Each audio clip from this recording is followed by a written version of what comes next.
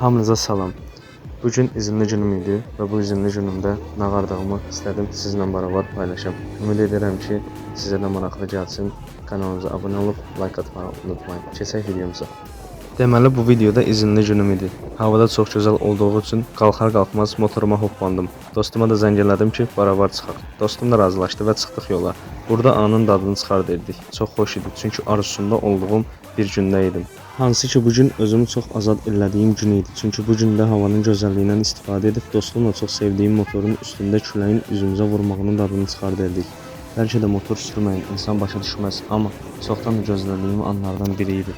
Biker olmaq sadəcə iş təkər üstündə bir yerdən başqa yerə getmək deyil. Bu tamamilə həyat fəlsəfəsi və ruh halıdır. Kaskı başına qoyub vizoru indirdiyin anda sanki dünya ilə əlaqən kəsilir və tamamilə fərqli reallığa daxil olursan. Bu hissləri bir neçə kəlmə ilə ifadə etmək olar. Məsələn, maşında getsən sən sadəcə mənzərəyə baxan bir tamaşaçısan. Amma bayqın üstündəsənsə, sən mənzərənin tam mərkəzindəsən. Külək birbaşa bədəninə vurur. Keçdiyin yerlərin tam qoxusunu içinə çəkə bilirsən. Temperaturanın dəyişdiyini an bə an hiss edə bilirsən.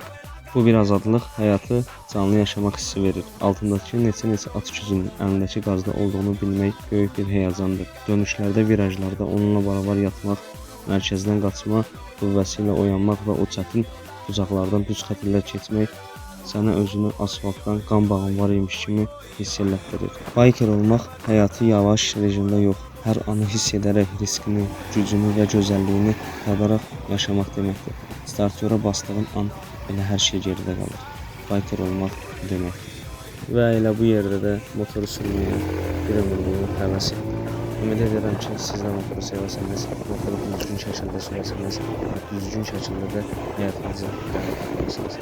Özünüzə yaxşı baxın, salamat qalın.